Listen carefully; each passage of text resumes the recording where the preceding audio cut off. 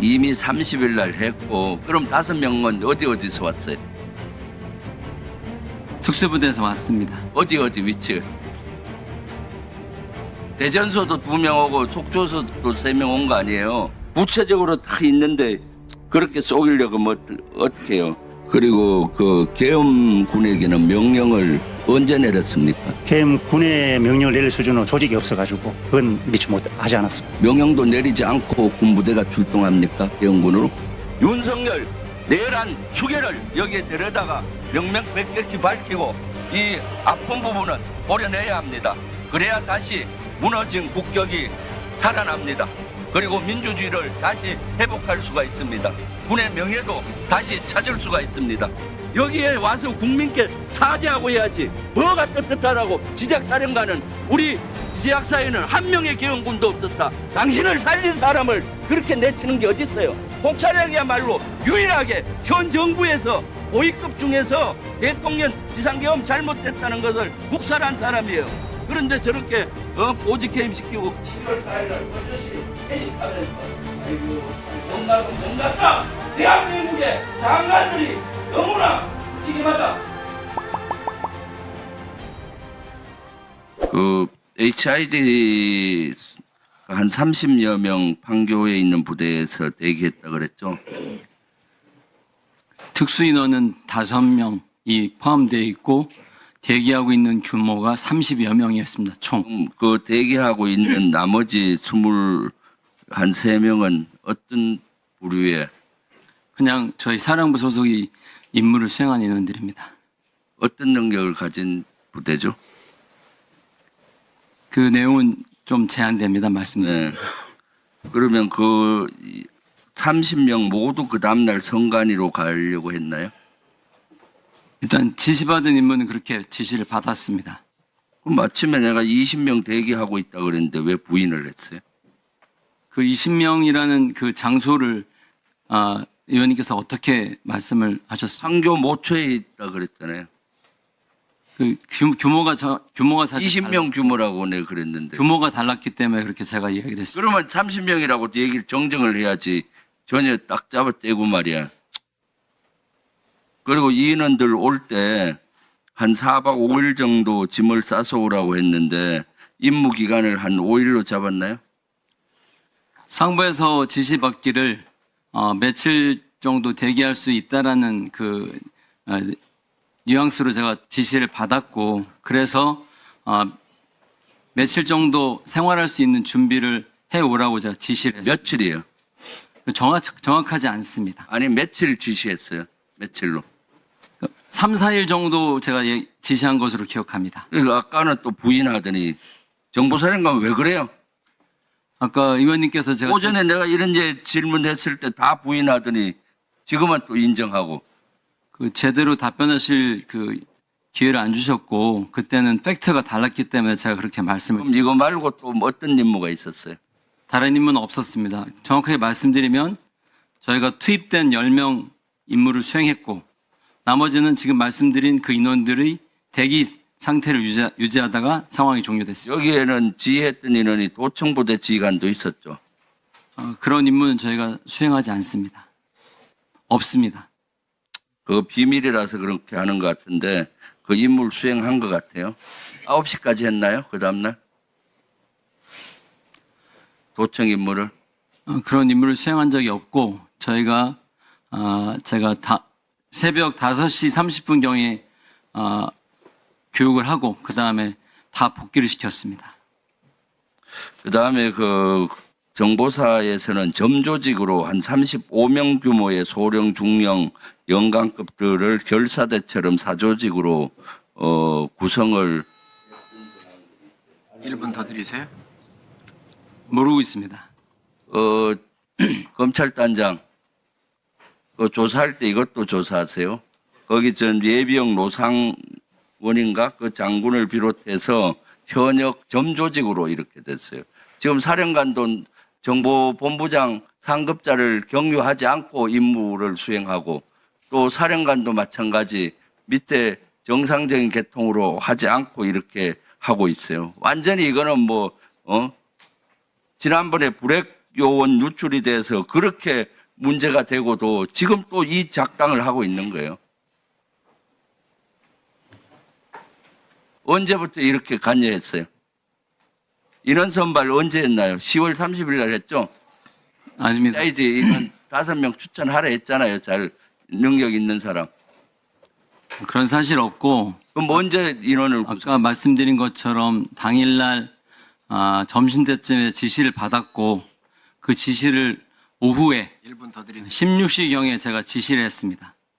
이미 30일 날 했고 그럼 5명은 어디서 왔어요? 특수부대에서 왔습니다. 어디 위치? 대전서도 2명 오고 속초서도 3명 온 거 아니에요? 그 부대 교육과 있는 2명 해서 구체적으로 다 있는데 그렇게 속이려고 뭐 어떻게 해요? 지금 정보사는 이상하게 예비역들과 결부돼서 점조직으로 모든 게 움직이고 있어요. 장관 대행 이거 확실히 뿌리 뽑으세요. 예, 제가 확인해 보겠습니다. 확인해보고 예. 뭐 완전히 지난번에 불행요원 했을 때도 문제가 돼서 계속 문제 제기했는데 왜 이거 발본색은 못하는 거야? 이러니까 지금 이렇게까지 하는 거 아니에요? 내란 가입을 하고. 작전본부장. 네, 작전본부장입니다. 오늘 원점 타격에 대한 고민은 했었죠. 예, 저희는 2011년부터 신속, 정확, 충분 대응 그 내용에 기초해서 항상 도발 원점, 지원, 지휘 세력까지 고민하고 계획을 하고 있습니다. 오늘 풍선 원점에 대해서 언제부터 얘기했어요? 오물풍선은 처음에 그 시작하는 시점부터 저희들이 고려를 하면서 토의를 해왔습니다. 원점 타격. 그것은 하나의 대상일 뿐입니다. 상황 평가를 통해서 이루어지더라도 이루어지게 되겠습니다. 마무리해 주시기 바랍니다. 장관이 왔을 때 심하게 한 거 아니에요? 전 장관께서 지통실에 왔을 때는 11월 18일이었는데 그때는 전체적으로 태세 점검만 하고 끝났습니다. 오물 풍선 원점 타격에 대한 세대 점검은 아닙니다. 그때는 경고 사격에 대한 준비가 되어 있느냐 하는 부분에 대해서 일부 점검을 하고 끝났습니다. 어디에 대한 경고 저희들이 절차적 정당성을 확보하기 위해서는 항상 경고 방송과 경고 사격이 있는데 그 부분에 대해서 경고 사격 준비는 되었느냐 이것을 물어보고 끝났습니다. 네, 김병주 의원님 수고하셨습니다. 6분 드렸습니다. 6분. 그럼 지금 하십시오. 1분 더 드리겠습니다. 오물풍선 원점 타격에 대해서는 실제 최초로 얘기하신 분이 우리 여기 성일종 위원장님이세요. 거기에 대해서 좀 답변을 주세요. 누구로부터 오물풍선 원점 타격 얘기를 듣고 해서 지금 언론에 상당히 떠들썩해서 제가 이거는 아주 적의 도발을 유도하는 거다라고 비판을 했었는데 이것은 아마 국방부로부터 보고를 받고 한 걸로 추정이 되는데 그거 좀 답변을 좀 주셨으면 좋겠습니다. 저한테 계시는 거지요? 네네. 맞습니다. 정부의 방침이 살상 무기가 있거나 비인도적인 무기가 있었을 때에는 우리가 그런 것들에 의해서 우리 국민의 피해가 왔었을 때는 원점 타격을 하겠다 이렇게 방침이 되어 있었습니다. 그래서 국회에서 회의를 할 때 이 방침에는 전적으로 동의를 합니다. 우리 국민이 비인도적인 무기, 세균이나 또 다른 여러 가지 생화학 무기를 사용한다고 한다면 우리 국민을 보호해야 될 거 아니겠습니까? 그래서 그 정부의 방침이 있었고 그로부터 그 조건이 있었기 때문에 제가 그 이야기를 한 것입니다. 차관 비상계엄에 대해서 언제 알았습니까? 한다는 것을? 저는 언론에 나오는 걸 보고 알았습니다. 아니 국방부 장관이 미리 알려주지 않던가요? 예, 알려준 사실 없습니다. 전혀 없고 언론 보도를 보고 알았어요? 예, 그래서 어떻게 했어요? 예, 언론에 나오는 걸 보고 이제 국방부로 복귀를 해서 국방부 지통실에서 합류를 했습니다. 계엄사령관. 예, 계엄사령관은 언제 임무를 받았습니까? 알았습니까? 예. 합참지도실 언론과 바로 이어지는 주요 지휘관서에 때 받았습니다. 몇 시에 받았어요? 그게 23분경에서부터 한 30분 어간인 것 같습니다. 아, 그러면은 이거 비상계엄을 한다는 걸 그때 알은 거예요? 네네. 그날 12월 3일 날 용산으로 들어갔잖아요. 국방부, 예. 네, 국방부, 몇 시에 들어갔어요? 오후에 들어갔잖아요. 예, 오후에 들어갔습니다. 그때 몰랐습니까? 예, 그때도 분명한 이런 건 몰랐습니다. 그러면 임무를 22시 30분경에 계엄사령관 하라고 누구한테 임무를 받았습니까? 장관님이 고 말씀하셨습니다. 장관이 얘기했고 네네. 그리고 또 그 대통령은 얘기 안 했어요? 그 말씀은 없었습니다. 계엄사령관의 보고계통은 대통령으로부터 직접 받는 계통이었습니까? 장관을 경유해서 받는 계통이었습니까? 그 당시에는 정군지휘관 이후에 장관님께서 직접 이렇게 임무를 주셨습니다. 장관이 지휘했어요? 네네. 그러면은 계엄사령관은 대통령께 보고는 한 번도 안 했습니까? 예, 보고 하나 이런 거는? 보고 드리지 않고 이제 제가 내려가서 확인한 결과 그 부분이 좀 조언이 들어와서 장관님께 장관님 전국 비상계엄과 관련해서는 장관님께서 위임을 받으셔야 되는데 위임 받으셨습니까? 이렇게 여쭤보고 위임 받았다는 말씀을 듣고 그냥 그대로 그럼 계엄사령부는 어디에 설치했습니까? 거기 그 지하 4층에 있는 작전회의실에 했습니다. 그리고 그 계엄군에게는 명령을 언제 내렸습니까? 계엄 군의 명령을 내릴 수준으로 조직이 없어가지고 그건 미처 하지 않았습니다. 명령도 내리지 않고 군부대가 출동합니까? 계엄군으로? 예, 그 부분을 이제 확인하기 위해서 장관님께 위임 받았습니까 여쭤봤고, 그래서 빨리 상황실을 구축해야 되겠다 이런 쪽에서 이제 준비를 하고 있었습니다. 그럼 그것도 장관이 임무를 줬겠네요. 구도로 줬습니까? 서면으로 줬습니까? 그 부분 제가 정확하게 모릅니다. 제가 밑에 이제 계엄사령관이 그런 것도 뭐 모른다는 게 말이 되나요? 그럼 거부했습니까? 계엄사령관 임무를 받았을 때? 그렇지 않습니다. 그건 정상적인 절차에 의해서 명령이 그 내렸고 중앙선관위는 계엄군이 왜 갔습니까? 제가 말씀 못 드리겠습니다. 잘 모르겠습니다. 명태균 게이트라든가 윤석열 씨가 선거 개입에 많이 해서 그 근거를 없애러 간 겁니까? 그건 모르겠습니다. 그 언론사를 KBS나 MBC가 아닌 뉴스공장에 왜 계엄군이 갔습니까? 예, 처음 듣는 얘기라서 잘 모르겠습니다. 대통령이 사감을 가지고 싫어하는 사람들 체포하러 간 거 아닙니까? 김어준 씨? 국회에 난입하고 국회를 마비시키는 것은 위헌이고 법을 위배하는 거 알고 있었습니까? 모르고 있었습니까? 예, 그 부분은 늘 가기는 되지 않지만 위법이겠다 생각하고 있었습니다. 네. 호고령에 보면은 전공의들을 의료 현장으로 48시간 복귀해라. 그러지 않으면 계엄법 처단하다. 호고령 1호는 일반적인데 이 사항은 누가 였습니까? 예, 그 부분 정확히 모르겠습니다. 윤석열 씨가 였습니까? 김용현 씨가 였습니까? 알 수 없는 사실입니다. 호고령은 누가 만들었습니까? 그것도 제가 정확하게 모르겠습니다. 그냥 허수아비였어요. 그러면 가니까 이미 포고령이 돼 있었습니까? 만들어서 예, 임무수행 받고 좀 일부 시간이 지나서 받아서 이제 초안을 받은 거죠. 예, 그 주신 거 확인하고 이렇게 했습니다. 그럼 서명을 하고 내렸나요? 예, 또 예. 서명을 했어요. 제가 서명했습니다. 그러면 이것은 윤석열 씨가 내린 걸로 보이네요. 의료 현장 48시간 복귀는 군과 전혀 관계 없는 것을. 그다음에 모르겠습니다. 국회가 그 무력화되면은 2단계로 행정부나 사법부를 통제하는 병력을 투입할 계획을 갖고 있었습니까? 그런 계획은 정확하게 모르겠습니다. 없을 것 같습니다.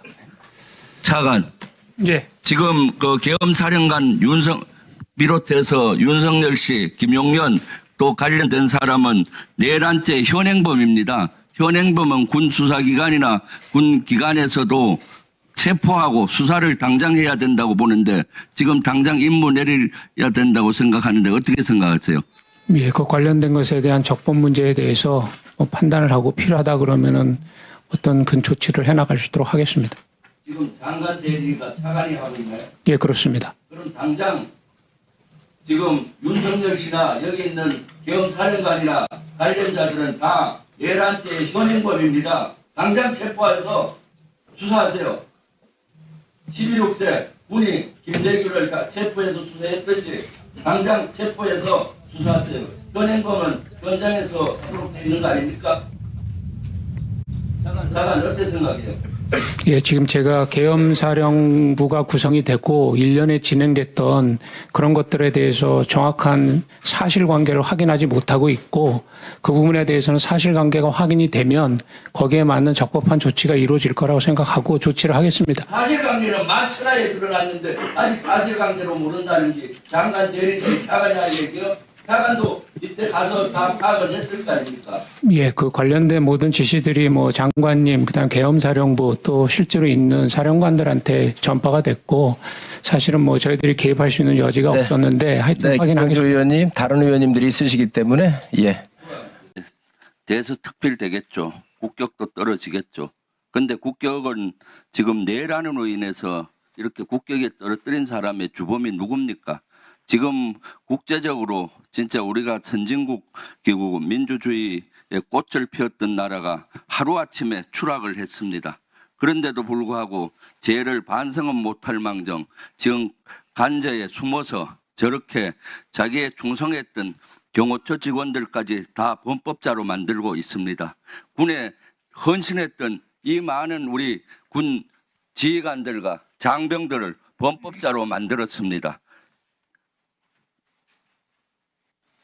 12.12 쿠데타 이후에 군이 불명예스럽게 군이 쿠데타하는 세력이다 이런 질타를 받고 그거를 만회하기 위해서 군은 40여 년간 절치부심했습니다. 이제 겨우 국민의 신뢰를 받는 군이 됐는데 대통령이란 작자가 국군 통수권자가 내란을 일으키고 그것도 친위 쿠데타를 일으켰습니다. 내란 수괴입니다. 내란 수괴가 여기 안 나타나서 한다면은 이것이 무슨 국정조사입니까? 국정조사는 국민을 대표해서 국민들이 왜 내란을 일으켰는지를 제대로 진상을 조사하고 관련 처벌을 하고 앞으로는 다시 역사에 이런 일이 없도록 해야 되는 것입니다. 그렇기 때문에 국격 더 이상 추락해서는 안 됩니다. 간제에서 저렇게 자기 죄는 못 뉘우치고 잘했다고 저렇게 뻔뻔거리는 것이 국격을 훼손하는 겁니다. 윤석열 내란 수괴를 여기에 데려다가 명명백백히 밝히고 이 아픈 부분은 도려내야 합니다. 그래야 다시 무너진 국격이 살아납니다. 그리고 민주주의를 다시 회복할 수가 있습니다. 군의 명예도 다시 찾을 수가 있습니다. 윤석열 내란 수괴 꼭 증인으로 와야 합니다.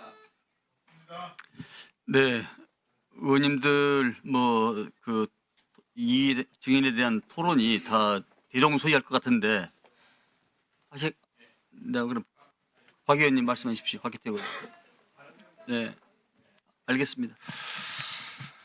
지금 대통령에 대한 증인 채택 여부도 문제지만 지금 국민의힘에서 신청했던 증인들에 대해서는 전혀 반영이 안 돼 있다는 것도 문제입니다. 우선 제일 뒷페이지 보시면 참고인으로 교수 몇 분이 계시는데요. 국민의힘에서도 참고인으로 교수 채택을 신청을 한 분들이 계십니다. 똑같이 반영을 해줘야 될 것 같고요. 그리고 오전에도 잠시 언급이 있었지만 국민의힘에서 이재명 민주당 대표 또 김민석 최고위원 증인으로 신청을 했죠. 왜 신청을 했냐 하면 두 가지입니다. 지금 국민들은 국회에 어느 부대가 몇 명이 출동을 하고 실탄 몇 발 가지고 있었고 그런 것은 다 알고 계십니다. 언론에서 다 보도가 됐고 실시간으로 중계되지 않았습니까? 제일 궁금해하는 것이 대통령이 왜 비상계엄을 선포했을까? 그게 제일 궁금한 거죠, 국민들이. 궁금합니다. 보세요. 대통령께서 비상계엄을 선포한 이유는 국회에서 국무위원들 탄핵하고 또 법안에 대해서 무리하게 재요구한 것 다시 재발의하고 예산 일방적으로 삭감한 예산 내고 이런 부분들이 다 관련된 거 아니겠습니까?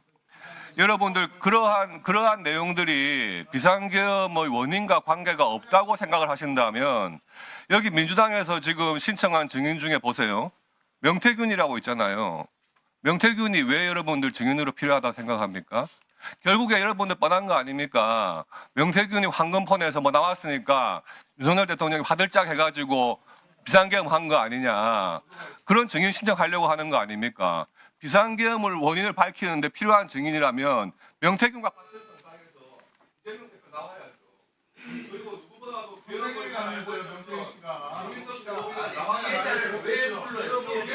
자,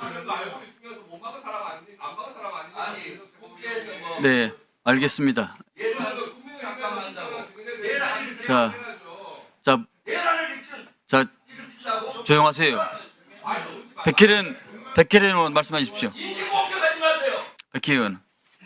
각종 백성은 인신공격 왜 해? 인신공격 왜 하세요? 자, 의원님들. 인신공격 왜 하냐고? 자, 말이 되는 소리를 해야지. 왜 말이 안 돼요? 야, 국회에서 어떻게 국회의장이 하겠어? 야, 이기장 언제 있어? 임경주.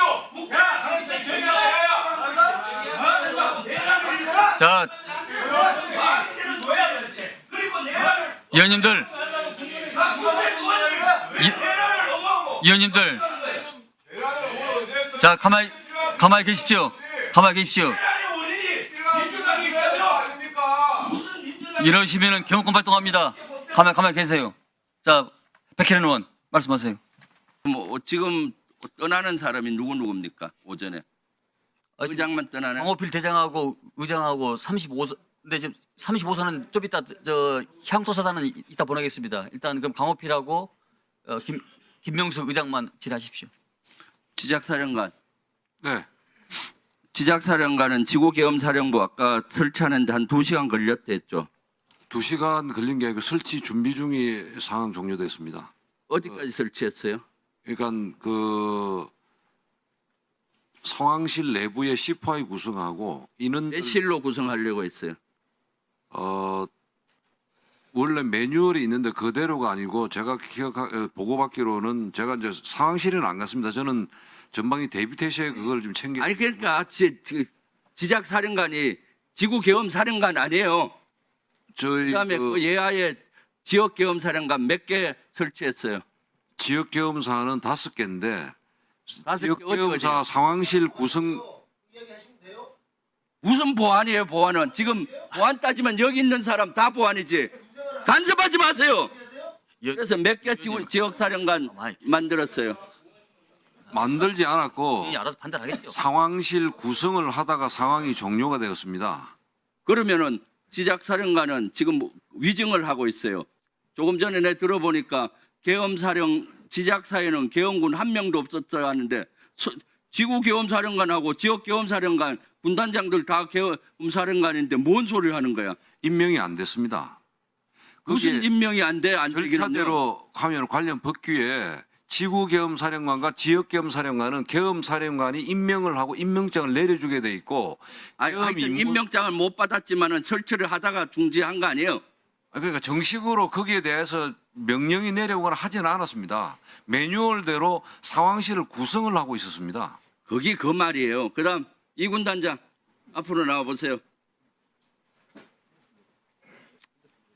지금들 말을 국민들을 속이려고 해요. 국민들을. 네, 이군 단장 박구성 장군입니다. 이군단 지역계엄사령부 설치를 1시 정도에 완료했다고 제가 제보 받았는데 몇 시에 설치 완료했어요? 지역 계엄사령부는 설치되지 않았습니다. 그럼 뭐 했어요? 그 계엄령이 선포가 돼서 계엄 상황실을 위한 준비 활동만 했습니다. 그러니까 계엄사항실 준비가 계엄사령부를 설치하는 거예요. 지금 말장난하는 겁니까? 지역 그다음 35사단장 나오세요. 말장난들 하고 있어. 계엄사령부 준비하는 것이 그거지.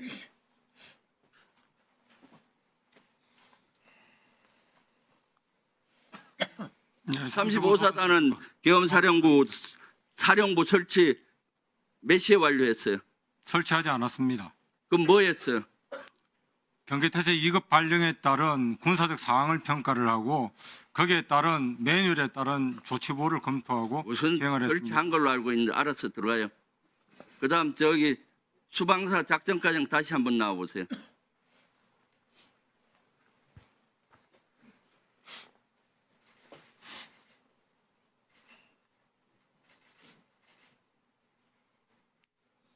수방사 작전과장입니다.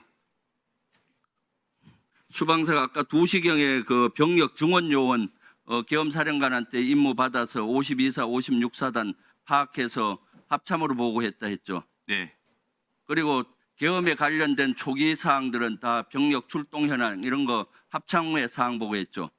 그렇습니다. 들어요. 합참의장. 합참은 초기 계엄 비상계엄이 됐을 때 실질적인 계엄사령부 상실 역할을 한 거예요. 계엄사에 일어나는 걸 다 파악을 해서 합참의장한테 보고를 했습니다. 근데 여기 앉은 사람 합참의장이나 지작사령관이나 여기 다 계엄사령부, 지구계엄사령부, 지역계엄사령부 만들었는데 본인은 아무런 관련이 없다. 말이 되는 소리를 해야죠. 합참의장 그때 장관 바로 옆에 앉아 있었죠. 비상계엄 중간에 계속. 예, 옆에 있었습니다. 제 자리에. 옆에. 예.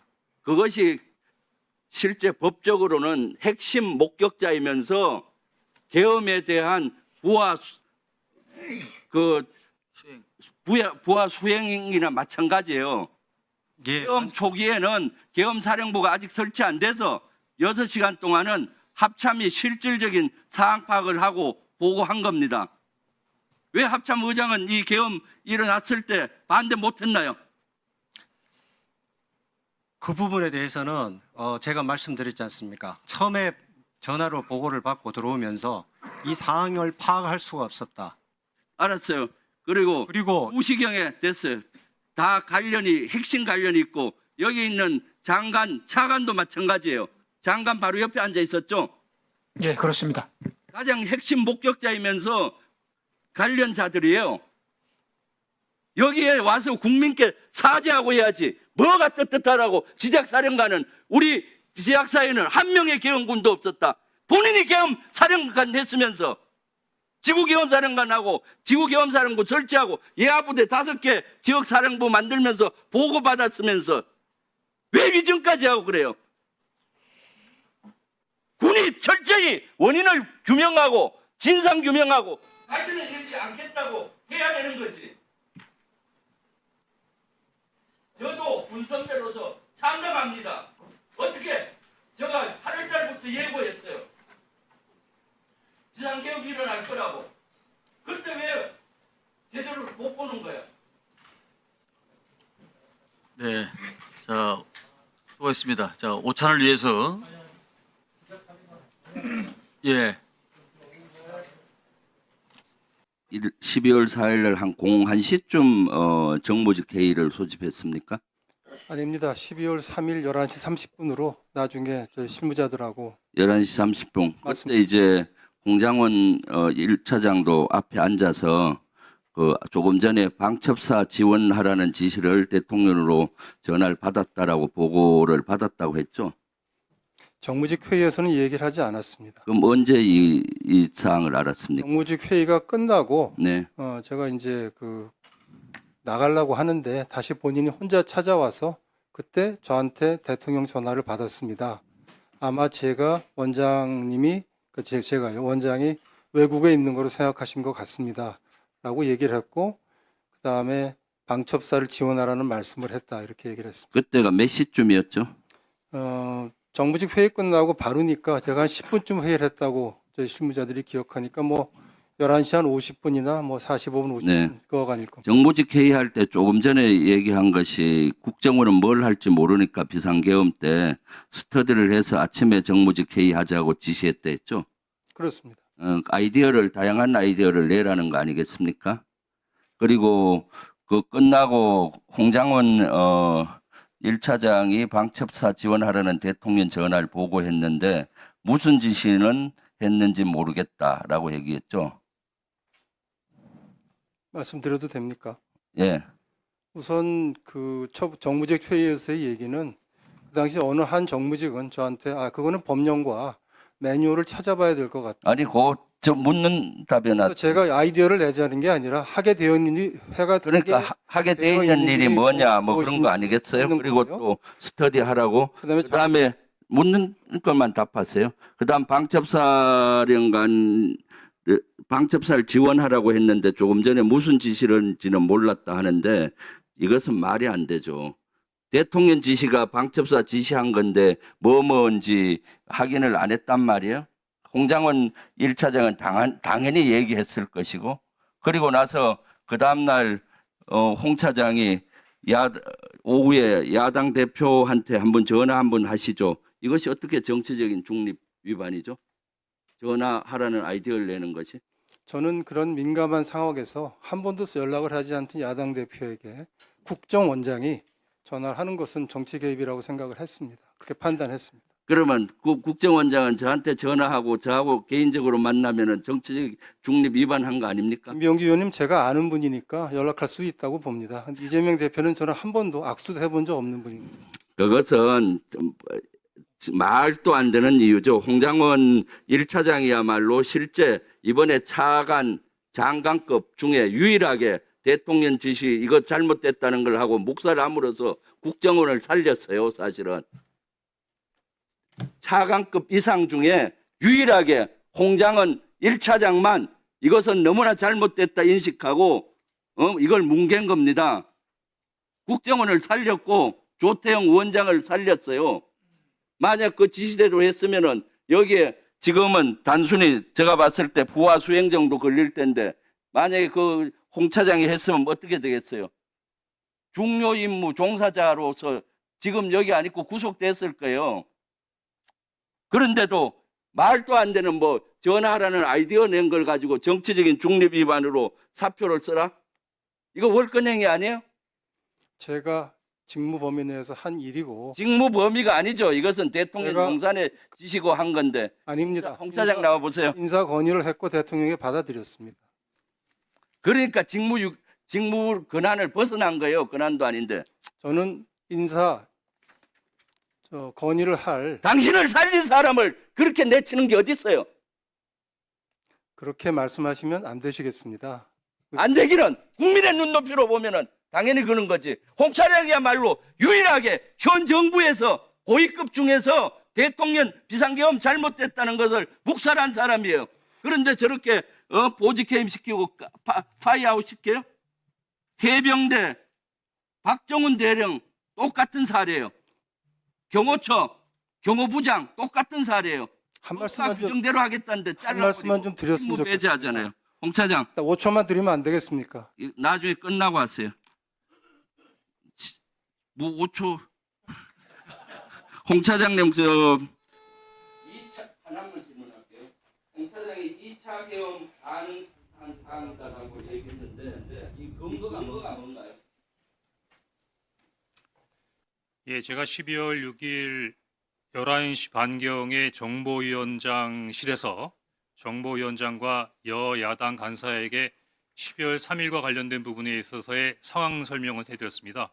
그러면서 이거는 제가 추정이자 판단이지 어떤 정보 보고에 근거한 부분은 아니지만 정보 관료로서의 오랜 경험상 지금 최근에 있는 사항을 판단해 보니까 2차 계엄까지는 안 하더라도 최소한 2차 군사 개입의 가능성이 대단히 크다라고 정보위원장께 보고드린 건 사실입니다.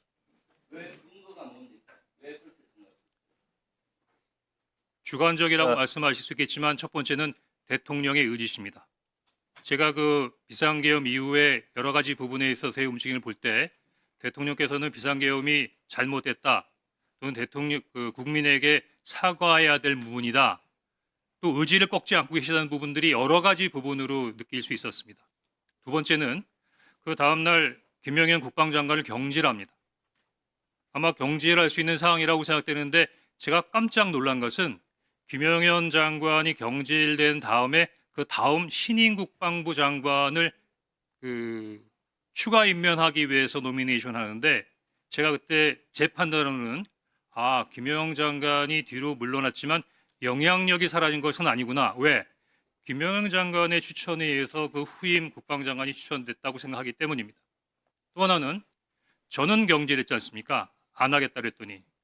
그런데 당시 방첩, 특전, 수방 관련된 부분 모든 당시 계엄국의 순회는 멀쩡했습니다. 대통령의 의지를 가지고 있고 장관도 김영현 장관의 영향력 안에 있는 사람인데 계엄 관련된 부분에 군 지휘관들이 모두 다 건재하다고 하면 언제든지 다시 모빌라이즈 할 수 있다고 생각했습니다. 더구나 제가 굉장히 위험하다고 생각했던 부분은 여기 사령관님들도 계시지만 처음에 국회에 진입할 때는 누구의 지시에 의해서 그랬다라고 할 수 있지만 그 상황이 발생하면서 내가 내란죄로 소추당할 수 있는가 하는 부분에 있어서의 위기와 불안감을 느끼고 있는 상황에서 3명의 사령관은 상황에 따라서는 첫 번째와는 달리 훨씬 더 강하게 군사적 개입에 개입할 수 있겠다라는 생각을 했습니다. 또 하나는 제가 나름대로 이 부분의 의견을 몇 분한테 내니까 야, 못 봤어? 국회에서 시민들이 미니까 군인들이 밀려나잖아. 그거는 그렇지 않습니다. 제가 군 출신이라서 그러는데 군사의 무력이라고 하는 것은 더구나 군중이라고 하는 것은 상황에 따라서 크게 변합니다. 더구나 첫 번째 국회에 들어가서 그렇게 실패했는데 두 번째 만약에 군사 개입을 한다면 똑같이 국회에 사람들을 몰려와서 할까요? 아마 제가 보기에는 군인들이 거부할 수 없는 상황을 만드는 계엄으로 갈 수밖에 없는 그런 상황을 만들려고 했겠죠. 저는 그렇게 추정했습니다. 민정수석은 비상계엄을 언제 알았나요? 저는 당일날 퇴근했다가 다시 재차 그 소집 얘기를 듣고 밤 10시 정도 도착해서 저도 한 거의 10시 15분, 20분 그 정도에 알게 됐습니다. 주로 대통령실의 법적인 검토는 민정수석실에서 하죠. 그렇습니다. 네, 그 포고령하고 포고문 검토 안 했습니까? 네, 저도 뭐 언론을 보고 알게 됐습니다. 포고령은 언제 확인했습니까? 언제 봤습니까? 언론을 통해서 봤습니다. 아니 그래서 그거에 대해서 대통령한테 문제점이 있다고 보고하진 않았습니까? 그럴 수 있는 뭐 그 상황이나 시간적인 그런 여유가 안 됐습니다. 그렇다면은 민정수석은 직무유기죠. 그리고 12월 4일 날 조태영 안보실장이란다 국정원장은 그날 엄중한 사항이었다. 그래서 야당 대표한테 전화도 하는 것도 그것이 뭐예요? 정치 중립 위반이라 할 정도인데 그날 그렇게 중시 여기는 날 만찬을 안 가해서 했죠? 대통령하고. 대통령은 안 오셨습니다. 그러면 누구 했어요? 법무부 장관, 민정수석, 법제처장, 행안부 장관인가요? 네, 그렇습니다. 그 만찬은 누가 주선했어요? 주선이라기보다 저도 뭐 그 우리 행안 장관님한테 연락을 받고 오후 한 4시 뭐 넘어서 근데 뭐 저희가 사의도 표명하고 그래서 어떨까 싶다가 그래서 뭐 간단하게 그냥 만나서 얼굴 행안부 장관이 연락이 왔던가요? 4시에? 예, 그런 걸로 기억합니다. 행안부 장관이 그러면 12월 4일 4시에 이 모임을 주선했네요. 행안부 장관. 모임을 주선했다기보다는 그런 얘기가 시간이 적으니까 그날 모여서 뭔 얘기했나요? 뭐 서로 아는 바가 별로 없어서 특별한 얘기는 없었고 메뉴가 뭐였습니까? 뭐 그냥 도시락 같은 거였습니다. 그리고 왜 모인다고 연락이 왔습니까? 그래서 이제 그 말씀드렸는데 그 뭐 다 사의를 표명하고 제가 이제 오랜만에 공직에 다시 왔는데 만나자고 하던 그런 얘기를 아니 12월 4일이 계엄날이에요. 계엄날. 네. 무슨 계엄날 송년회 하듯이 이렇게 모임을 하는 거야. 다른 목적이죠. 제2차 계엄 논의했죠. 계엄을 해제하고 2차 계엄을 어떻게 논의를 하겠습니까? 또 아니면 윤석열 어떻게 할지 법적 검토한 거죠. 아니, 아까도 말씀드렸지만 내용을 그리고 마지막 하나 더 시간이 없으니까 1분만 줘도. 네. 시간 지켜주세요. 네. 그날 윤석열에 대한 계엄에 대한 법적 검토 여기 다 법조인들이에요. 한 거 아니에요? 아니 저희도 그 사항이나 내용을 모르는데 어떤 검토를 도대체 정신머리들이 있는 겁니까 없는 겁니까? 12월 4일이면 온 국민들이 밤을 지새고 불안해하고 국회는 국회의원뿐만 아니라 전국에 있는 당원들도 와서 지키고 있는 이날에 만찬을 버젓이에요? 아이고 참 진짜 말이 안 나와요. 말이 안. 여기 장관들 앉아있을 자격 없어요. 그리고 이날 홍장원 자르는 것도 민정수석실에서 홍장원을 때려 죽이겠다 이런 말이 돌았는데 이건 누가 한 거예요?